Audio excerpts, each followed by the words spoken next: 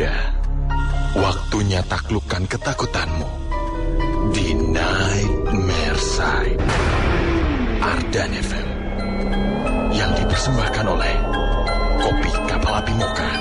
Kapal Api Mocha, paduan kopi dan mokanya emang enak. Nah, nyalain handycamnya. Oke. Rolling. Oke. Di hari ke-72, misteri Kapal Api Mocha ini akan terjawab. Mana yang lebih enak, kopi atau mokanya? Nah, sekarang mana Kapal Api Mochanya? Nih. Nih termosnya. Oh iya, thank you.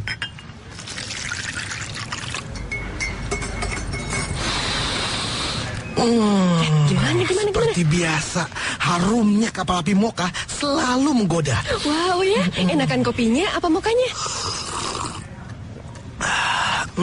Kopinya enak. Wah, jadi Kapal Api Mocha yang enak kopinya nih. Mokanya juga. Loh, terus apa bedanya sama 71 percobaan Kapal Api Mocha sebelumnya? Ya, buruan dong kesimpulannya. Sabar. Lobet nih kameranya. Cepetan. Ya. Kesimpulannya, Kapal Api Mocha, paduan kopi dan mokanya emang enak.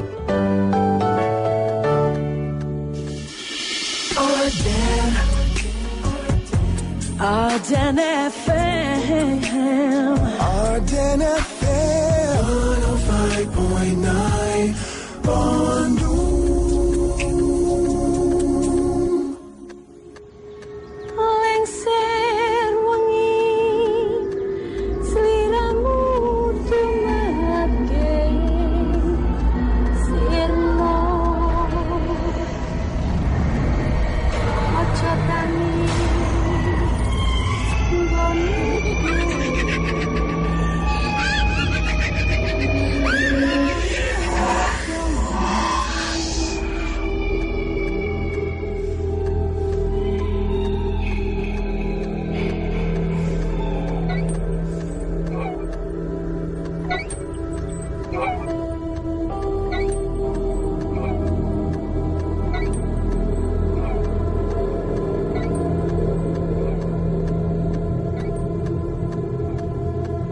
Assalamualaikum warahmatullahi wabarakatuh, insan muda.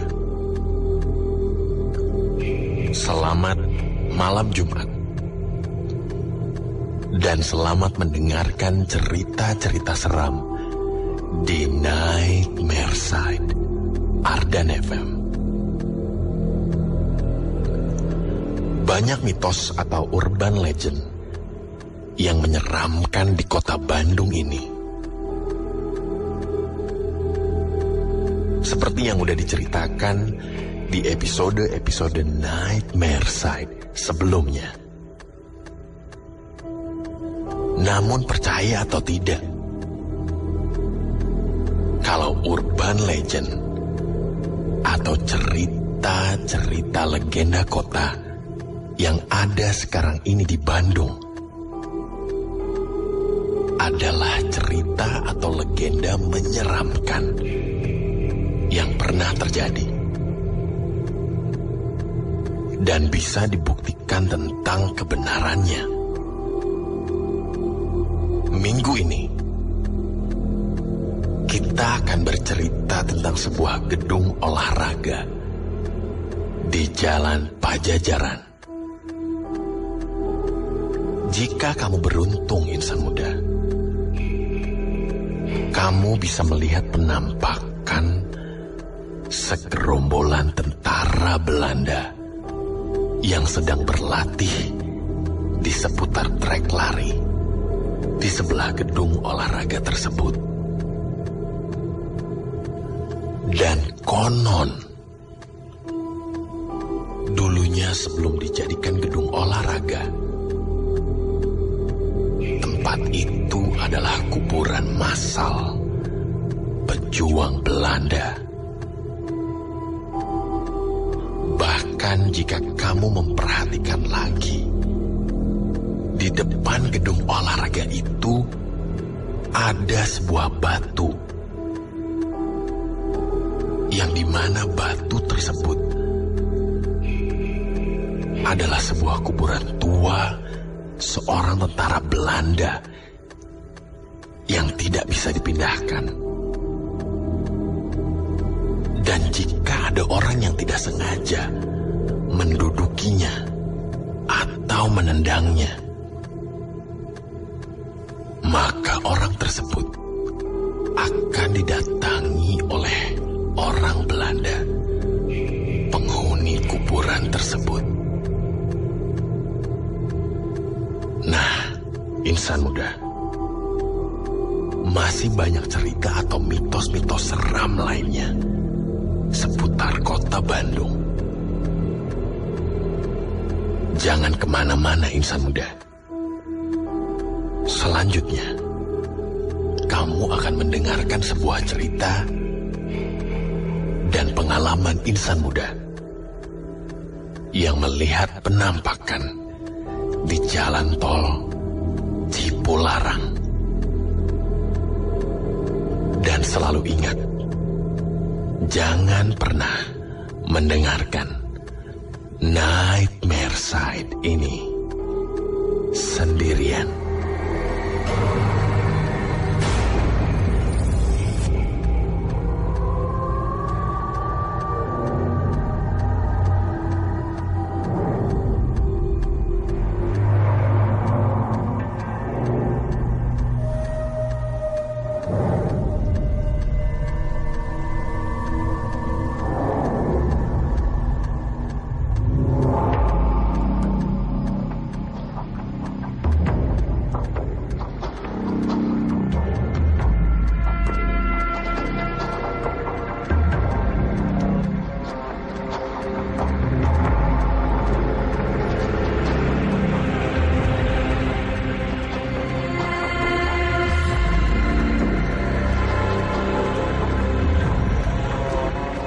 Tol Cipularang memang menciptakan banyak cerita dan mitos. Sudah lebih dari puluhan cerita mistis yang aku dengar tentang Tol Cipularang ini. Lebih dari belasan orang bercerita pengalamannya ketika melewati Tol Cipularang. Bukan cuma sekali dua kali, tapi berkali-kali. Malahan, aku pernah mendengar bahwa ada seorang perempuan seumuranku. Dia bersumpah dan tidak akan lagi melewati Tol Cipularang sendirian. Salah satunya adalah Lita.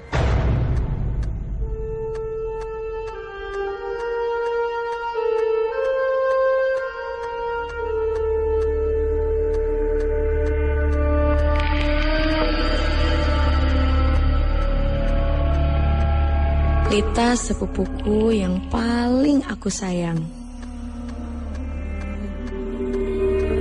Dia meninggal sebulan yang lalu karena kecelakaan.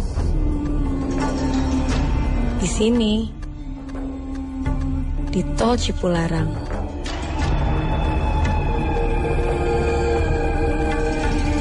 Saat itu Lita sedang mengemudi sendirian, mengantuk, dan menabrak pembatas jalan hingga akhirnya dia meninggal.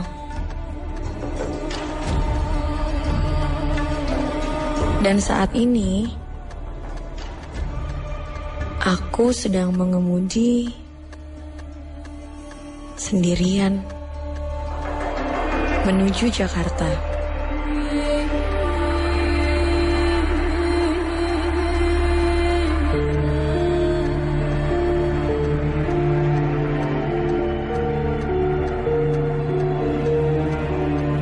Aku ke Jakarta untuk menjemput teman kampusku yang bernama Windy. Windy baru saja tiba di Indonesia. Sebulan ke belakang, dia berlibur di Australia. Sehari sebelum pulang ke Indonesia, Windy meneleponku. Dia berkata, jika aku ingin oleh-oleh,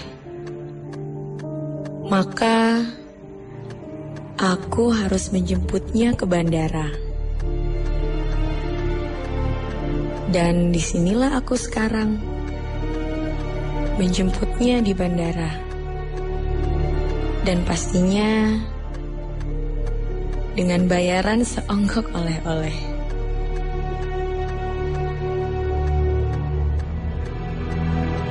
Aku tidak berpikir sebelumnya kalau perjalananku ke Jakarta akan mengingatkanku pada Lita. Aku sempat menyesal karena mau menerima rayuan Windy.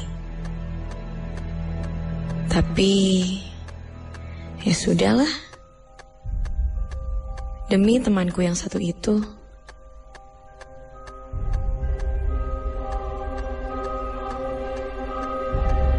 Kami pun berpelukan di bandara.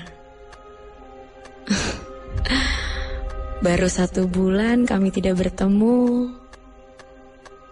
Tapi kami melepas rindu seolah bertahun-tahun berpisah. Windy tampak lelah sekali. Dugaanku, Windy akan tertidur tidak lama setelah kami meluncur ke Bandung. Dan akhirnya akan membuatku seperti mengemudi sendirian. Yap, dugaanku 100% tepat. Baru saja masuk tol dalam kota, Windy sudah tertidur lelap.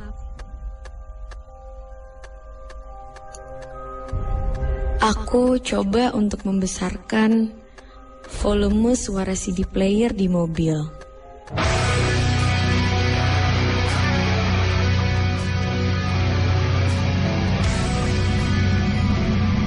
Tapi Windy tidak bergeming. Aku yang dengan sengaja membunyikan klakson panjang untuk membuatnya kaget. Tapi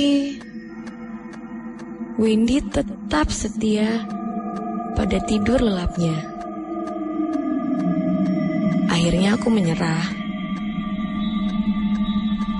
Windy memang tidak pernah berubah. Tidur seperti mayat. Jadi ingat waktu ospek jurusan, kakak panitia menemukan Windy tertidur di kamar mandi. Karena susah dibangunkan, akhirnya senior menyiramnya dengan air. Sejak saat itu, Windy punya julukan, Windy the Sleeping Beauty. Windy sukses membuatku bosan. Mudah-mudahan saja aku tidak sampai mengantuk. Dan aku pun melihat jam. Ternyata jam 11 malam. Sepertinya tadi kami terlalu lama bergosip. Dan sepertinya kami akan sampai di Bandung tengah malam. Tak terasa kami sudah memasuki kawasan Cipularang.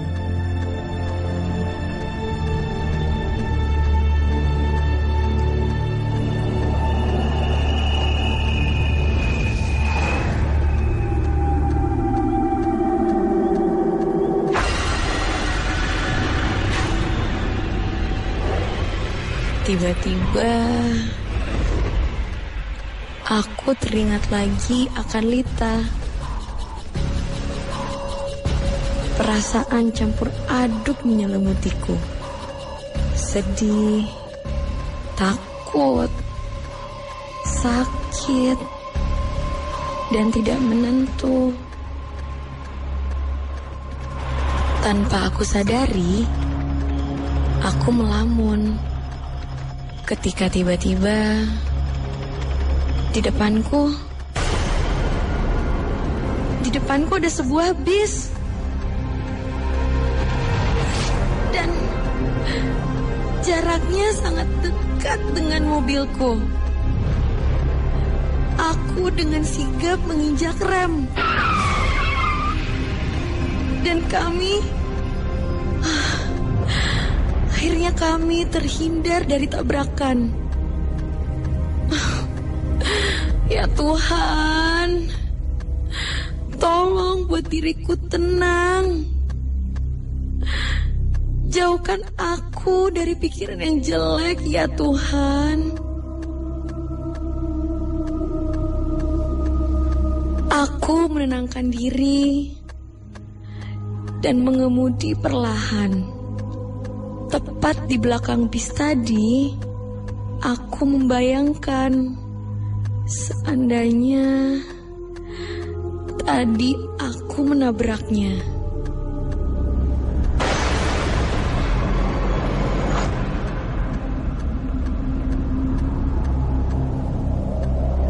Secara tidak sengaja, aku memperhatikan bagian belakang bis itu. Dari kaca belakang yang bening, samar-samar aku bisa melihat bis itu. Di dalamnya dipenuhi oleh penumpang. Bahkan ada beberapa orang yang berdiri. Mereka terlihat sedang berbincang, tertawa, bercanda. Jujur saja, aku rindu bisa tertawa seperti itu dengan Lita.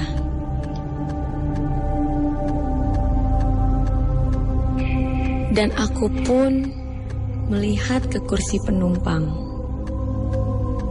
Windy masih dengan posisinya yang tadi, seolah semakin terbenam ke alam mimpi.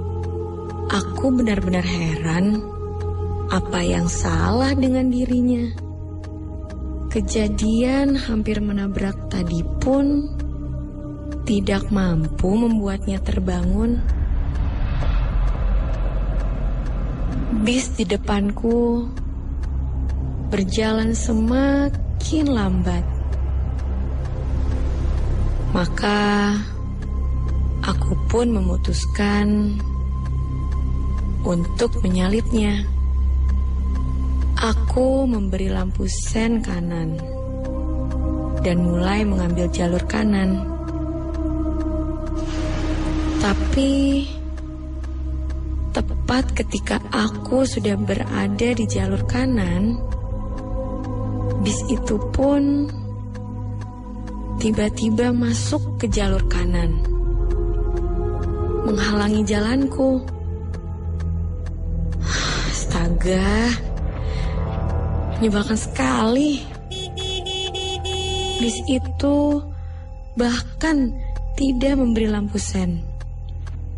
Karena kesal, maka aku mendekatkan jarakku ke bis itu dan menyalakan lampu jauh. Aku coba mengedipkannya berkali-kali.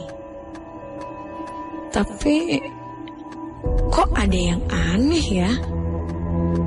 Orang-orang yang aku lihat tadi berdiri tidak ada. Mungkin mereka sedang duduk di bawah sekarang. Ya sudahlah.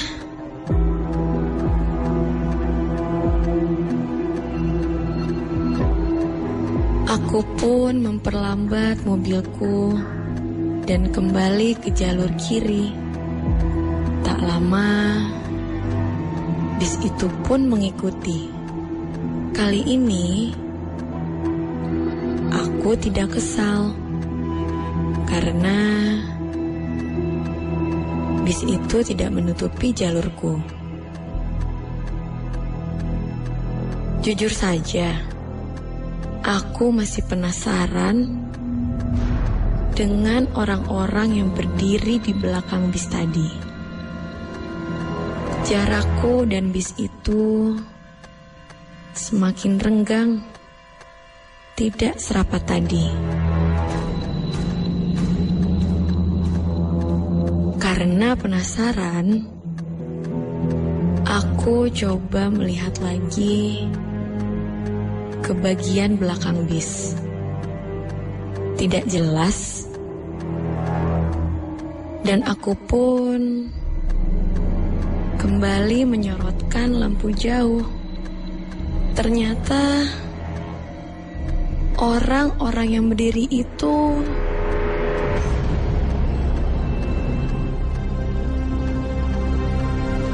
ada lagi, dan mereka masih bercanda, bersenda gurau. Astaga, kenapa ini? Kenapa bisa begini?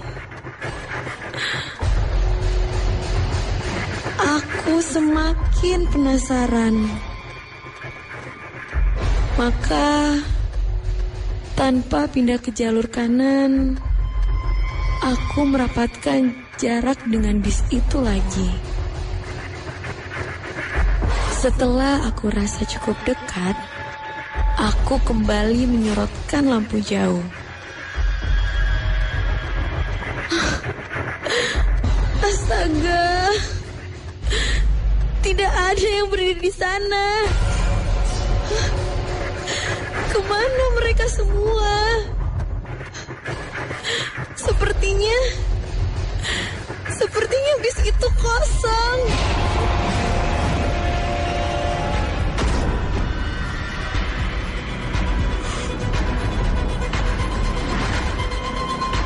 Tak terasa, aku mulai merinding. Aku kembali memperlambat laju mobilku. Dan jarak dengan bus itu pun semakin jauh.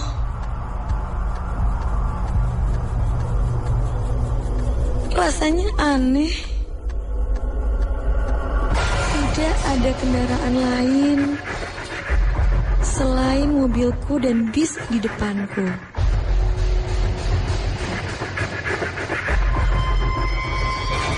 Aku mencoba untuk berpikir positif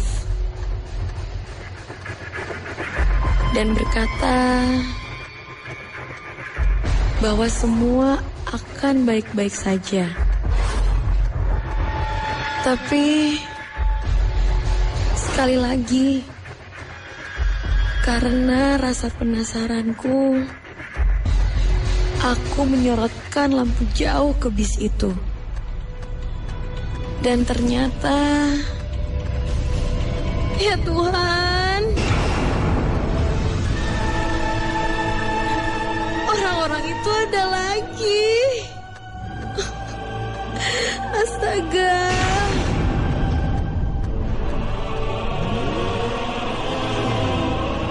Tanpa memberi lampu sen, aku masuk ke jalur kanan dan menginjak pedal gas mobilku. Tidak seperti dugaanku, bis itu tetap di jalur kiri, tidak menghalangi jalanku, membiarkan mobilku menyalipnya.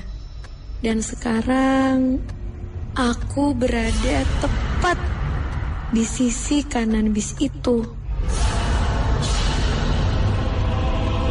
Aku menahan kecepatan mobilku dan aku menoleh ke kiri, menerawang ke dalam bis itu lewat kacanya yang bening. Dan aku pun melihat isi bis itu.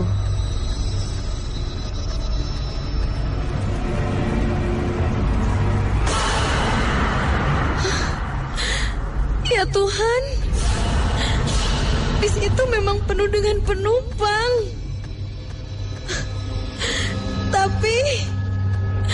Tapi wajah mereka rusak semua.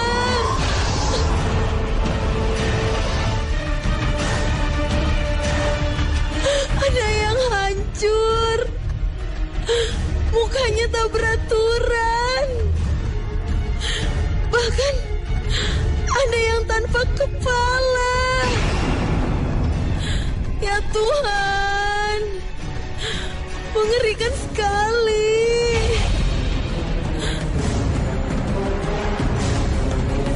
Tanpa sadar, aku menginjak pedal gas seketika. Mobilku menyusul bis itu dengan kecepatan tinggi. Ketika aku hampir berhasil menyusulnya, aku sempat melihat ke arah sopirnya.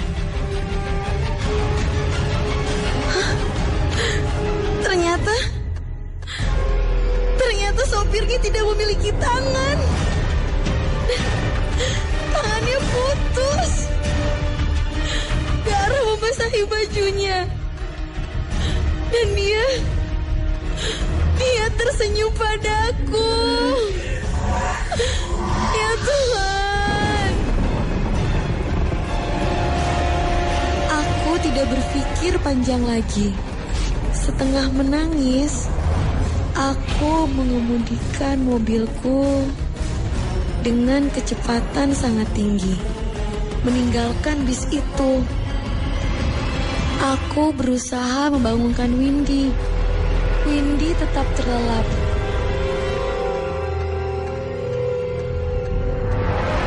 Mobilku sudah memasuki kawasan Padalarang Barat.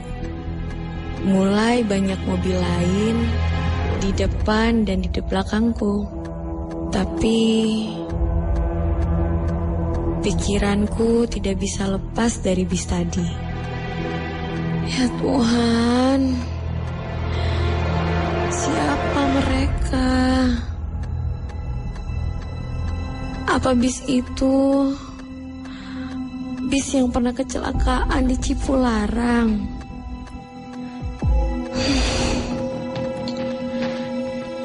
Tak terasa, kami sudah ada di gerbang Tol Paster.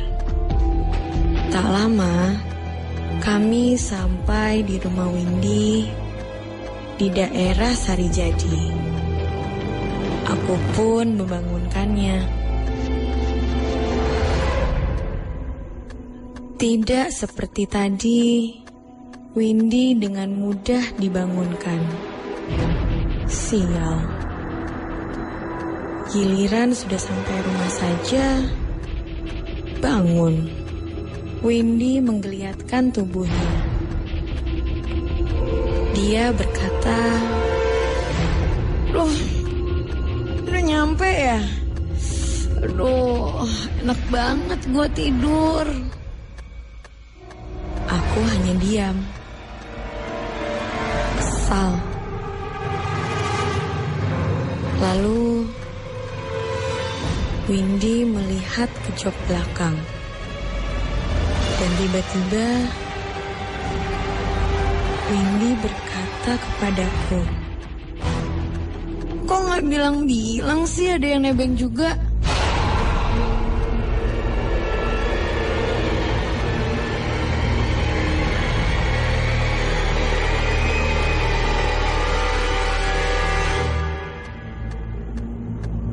Lalu sambil keluar mobil, Windy berkata padaku, "Duluan ya semua. Makasih ya."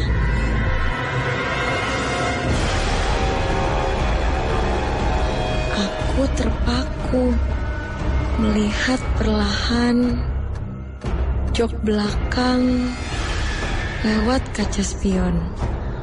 Dan di sana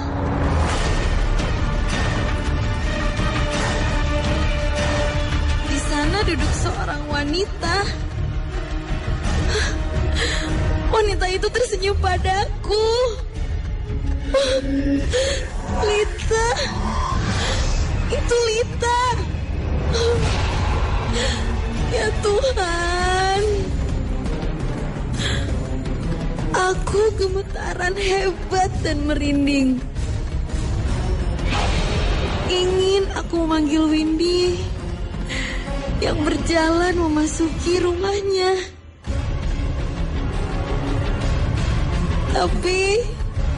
Tapi aku tidak bisa berbuat apa-apa. Di tengah ketakutanku, terdengar suara Lita bicara.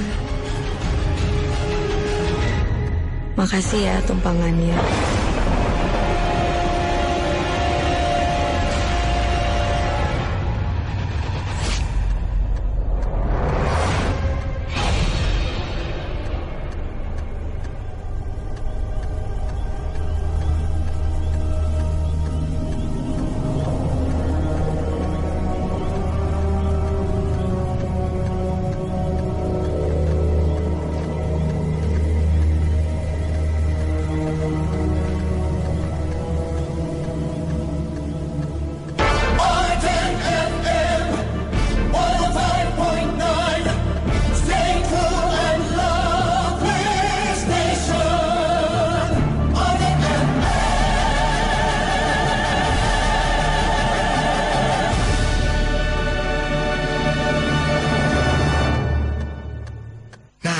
Nyalain handycamnya. Oke. Rolling. Oke. Di hari ke-72, misteri kapal api moka ini akan terjawab. Mana yang lebih enak, kopi atau mokanya? Nah, sekarang mana kapal api mokanya? Nih. Nih termosnya. Oh iya, thank you.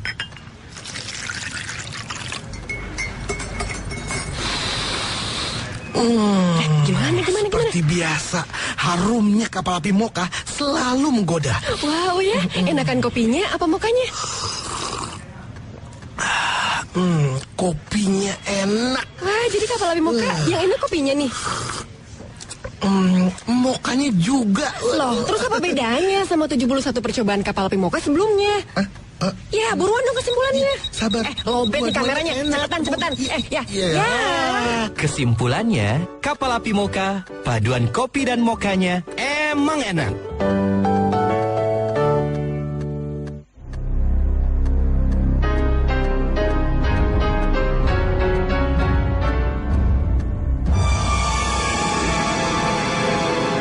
Kamu masih mendengarkan Nightmare Side di Ardan FM yang dipersembahkan oleh Kopi Kapal Api Moka.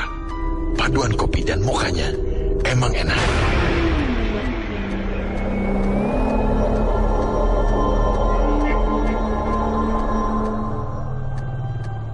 Nah, nyalain handycamnya. Oke. Rolling. Oke. Di hari ke-72, misteri kapal api moka ini akan terjawab. Mana yang lebih enak, kopi atau mokanya? Nah, sekarang mana kapal api mokanya? Nih. Nih termosnya. Oh iya, thank you.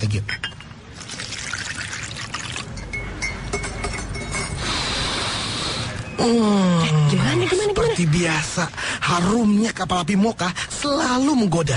Wow ya, enakan kopinya apa mokanya? Kopinya enak. Wah, jadi kapal api moka yang enak kopinya nih. Mokanya juga. Loh, terus apa bedanya sama 71 percobaan kapal api moka sebelumnya? Ya, buruan dong kesimpulannya. Sabar. Lobet nih kameranya. Cepetan. Ya.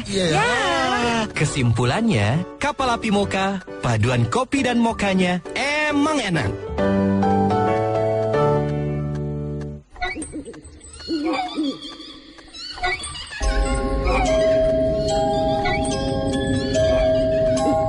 Pernah terlintas enggak?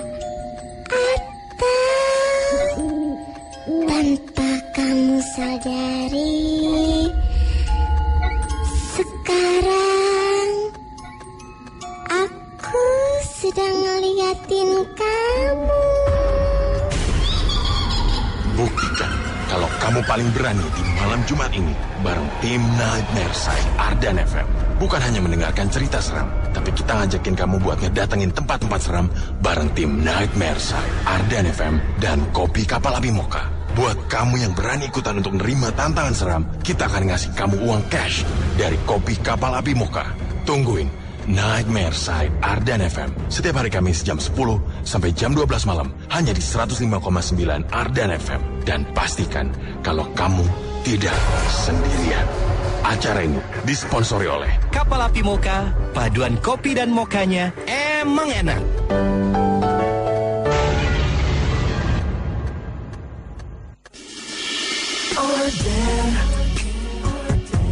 Ardan FM. Ardan FM 105.9 Bandung.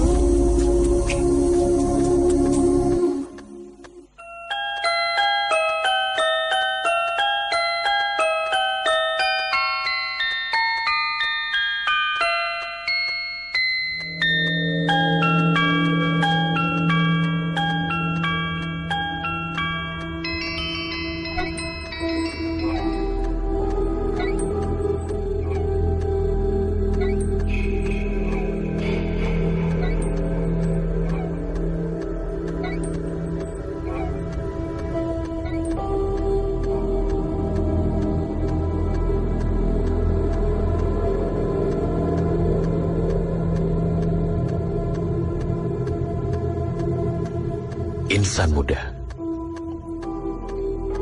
Itulah tadi cerita pertama kita, kiriman dari insan muda Ardan yang pernah disalib oleh bus hantu di jalan tol Cipularang. Insan muda, mungkin di antara kamu ada yang tahu tentang jalan di samping kolam renang Karangsetra. Di jalan itu terdapat sebuah pembuangan sampah yang jika hujan turun akan mengeluarkan bau yang sangat busuk. Konon di jalan tersebut,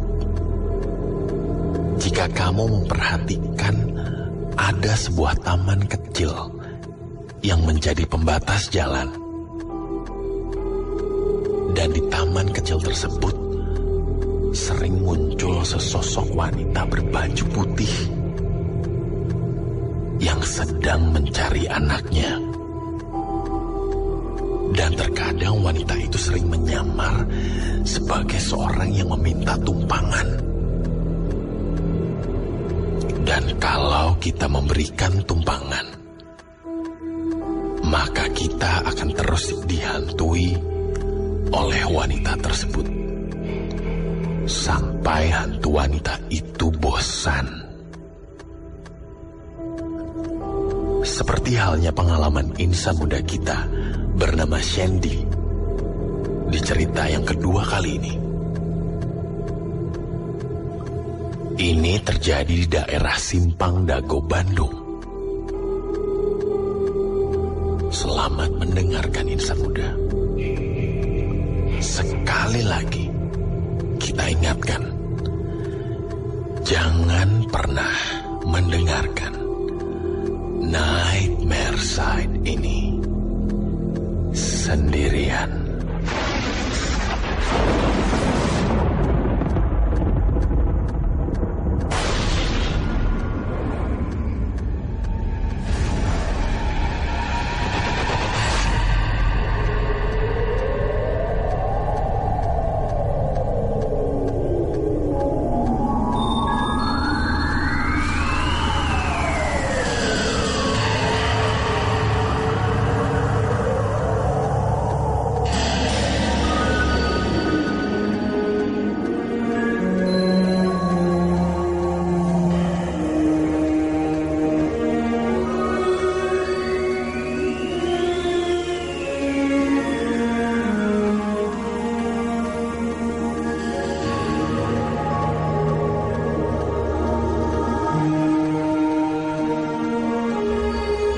Hujan mengguyur kota Bandung akhir-akhir ini.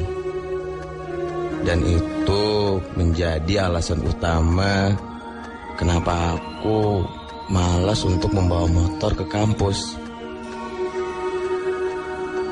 Tapi ternyata naik angkutan kota lebih menyenangkan dibanding naik motor. Aku bisa melihat gadis-gadis cantik pulang sekolah atau pulang kuliah. Dan itu yang membuatku lebih senang naik angkot. Dan ternyata benar, pucuk dicinta, ulam pun tiba.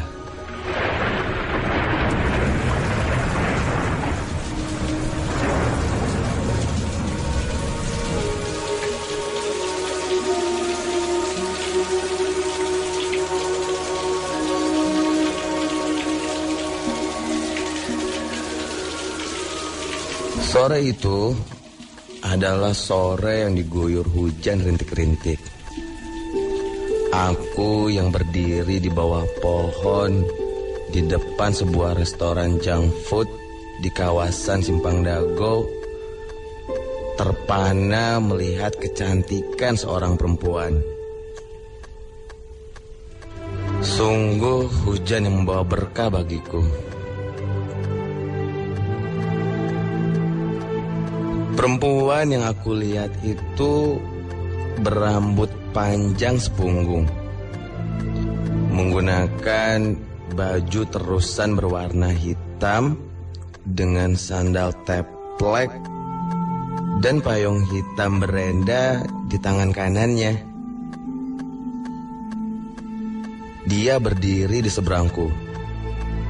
Ketika aku memandangnya, dengan jelas aku melihat parasnya yang bisa dibilang sangat manis. Dengan bibir pecah manggis, membuat perempuan itu sangat manis di mataku. Dan tanpa disadari, dia melihat ke arahku sambil tersenyum simpul. Dan aku pun mendadak kikuk. Aku memalingkan wajahku ke arah jalan. Dan ketika aku sedang tidak memperhatikannya, aku terkejut.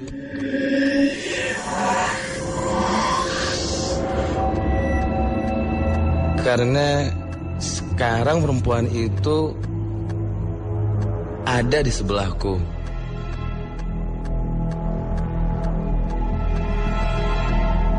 Memegang payung sambil melihat ke arah jalan.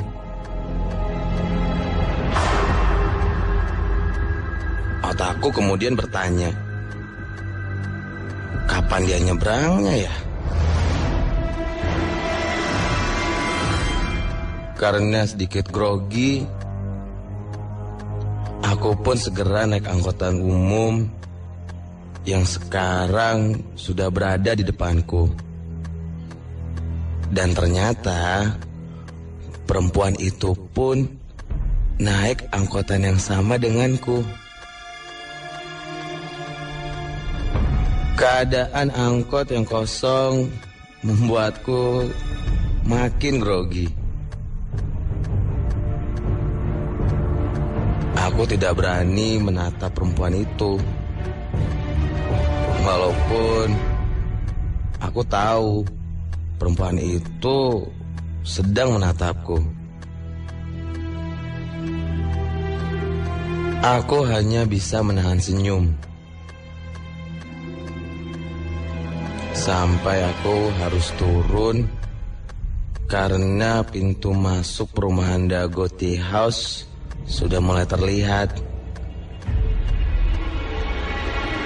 Aku pun berteriak sedikit menyetop angkutan umum yang sedang melaju.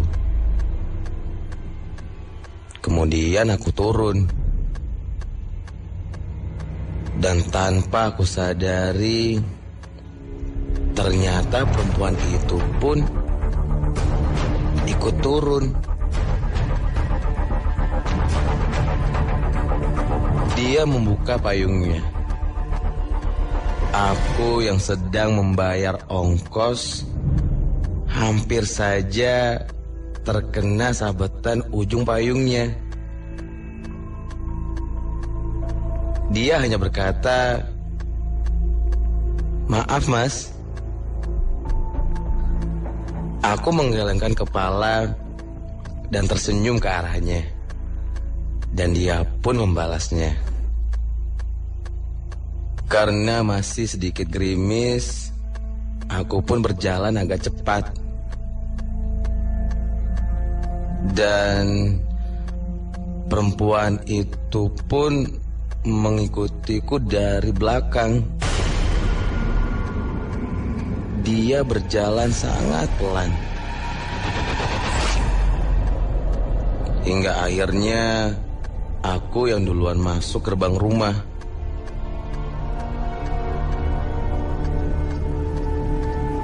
Aku segera membukakan pintu dan masuk. Tapi karena aku masih penasaran dengan perempuan itu, aku pun mengintip lewat jendela ruang tamu.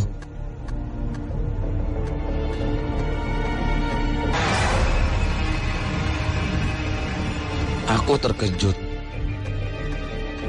karena sekarang perempuan itu berdiri di depan rumahku sambil memerhatikanku yang sedang mengintip lewat celah jendela rumahku.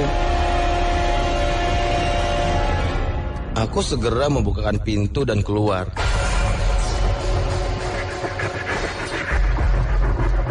Ada apa ya, Mbak?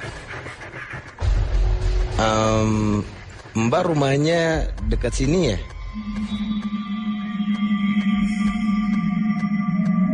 Tapi perempuan itu tidak menjawab. Hanya tersenyum, kemudian pergi. Dan aku hanya terdiam memandanginya menjauhi gerbang rumahku.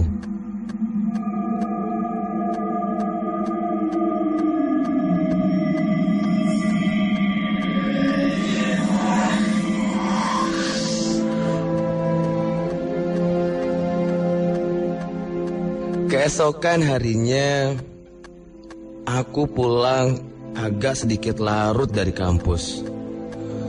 Sekitar pukul 11 malam lebih. Dan ketika aku berdiri menunggu angkot di Simpang Dago itu, ternyata perempuan itu ada lagi.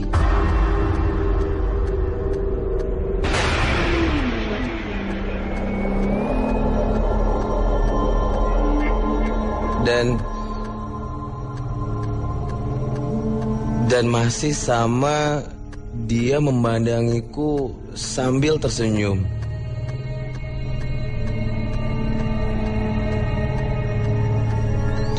Dengan menggunakan payung yang sama, baju dan posisi yang sama. Seperti dejavu. Tapi kok dia masih tetap pakai payung ya? Sekarang kan gak hujan.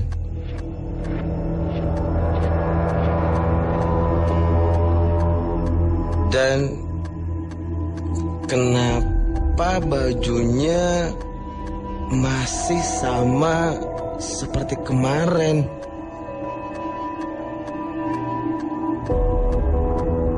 Dan kali ini dia masih mengikutiku sampai depan rumah.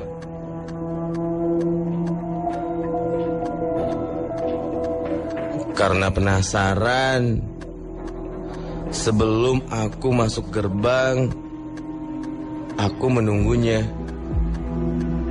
Dan ternyata benar. Dia berdiri lagi di depan rumahku dan memandangiku.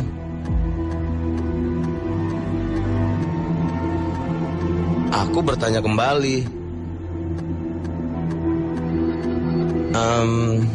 Mbak, nama Mbak siapa?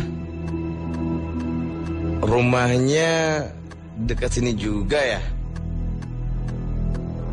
Kalau boleh tahu, rumahnya sebelah mana? Atau mungkin Mbak ada perlu sama saya? Perempuan itu membalikkan badannya dan tersenyum sambil pergi meninggalkanku. Dan aku panggil lagi, Mbak, Mbak mau kemana?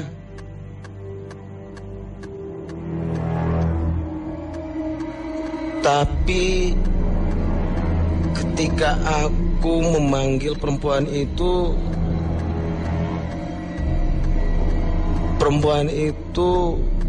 berdiri terdiam, lalu dia memalingkan mukanya dan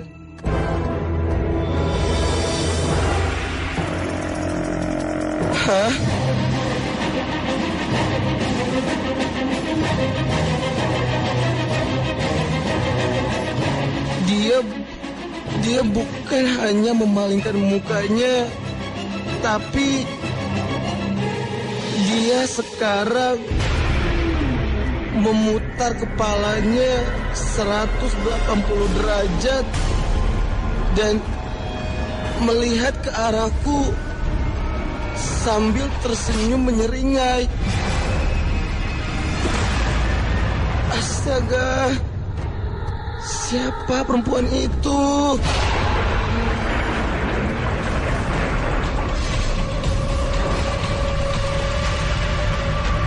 Aku yang terkejut dan ketakutan setengah mati segera masuk rumah dan mengunci pintu.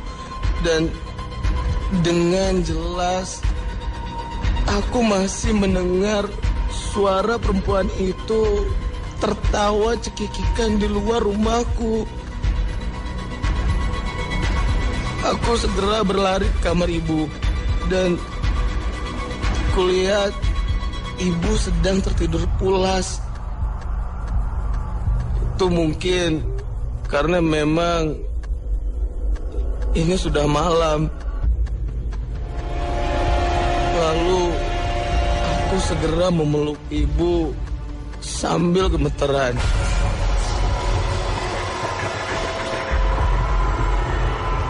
Bu, aku takut, Bu. Tadi di luar ada perempuan aneh.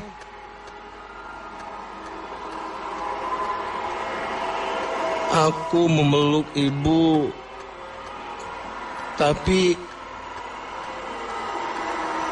aku merasa badan ibu sangat dingin. Dan ketika aku dan perlahan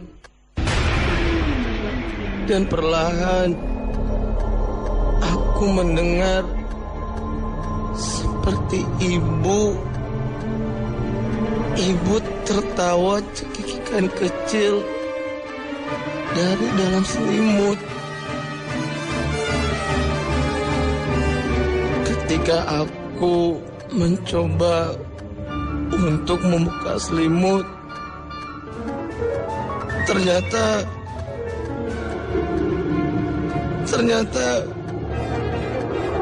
ini bukan ibu.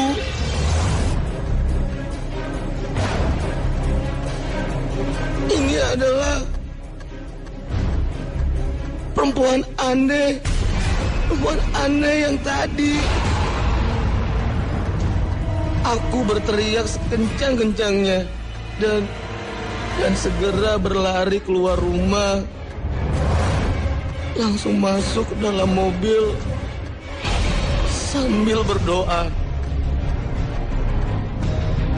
Beberapa menit kemudian, aku mendengar ketukan pintu di kaca mobilku, dan ketika aku melihat, ternyata itu ibu masih menggunakan baju kerja dan menenteng barang-barang.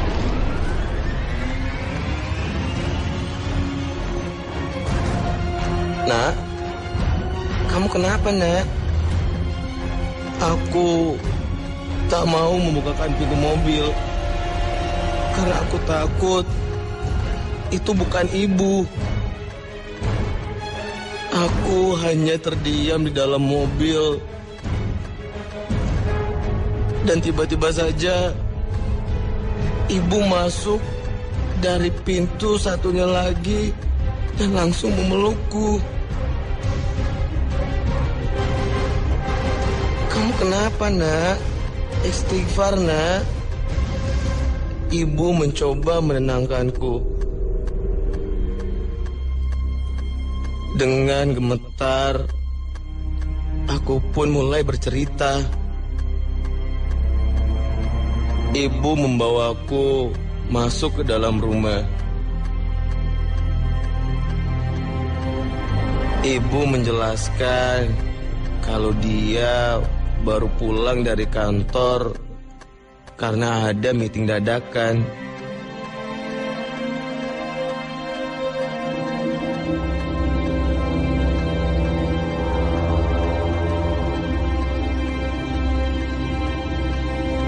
Setelah kejadian itu, aku sering didatangi oleh perempuan itu lewat mimpiku. Karena kasihan, akhirnya ibuku membawaku ke paranormal.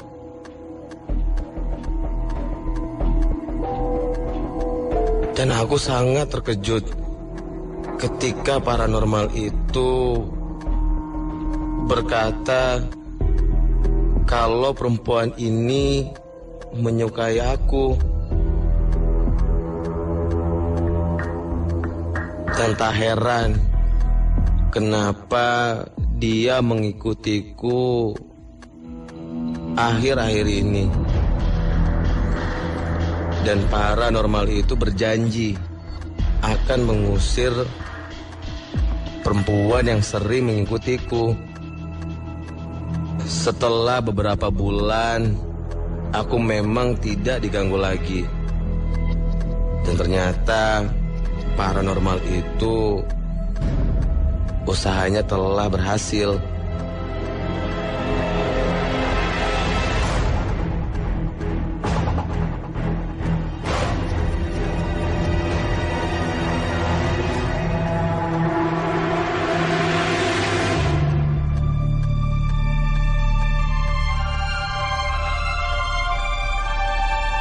Kehidupanku berjalan dengan normal. Bahkan aku mempunyai seorang pacar yang sangat cantik. Dia menyayangiku dan mencintaiku.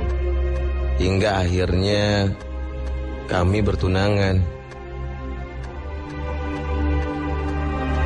Namun ketika di hari pertunangan kami,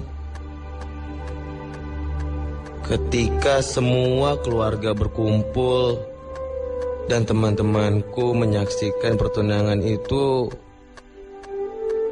aku mulai memandangi wajah tunanganku. Lalu aku pasangkan cincin ke jarinya.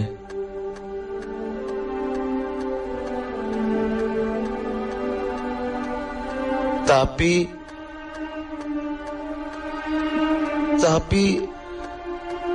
Tiba-tiba saja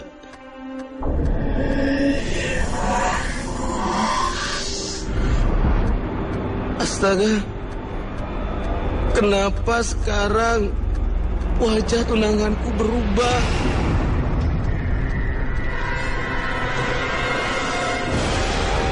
Dan wajah tunanganku itu berubah menjadi hantu wanita berpayung hitam yang sering menggangguku tadi. Dan aku berteriak sekencang-kencangnya sampai akhirnya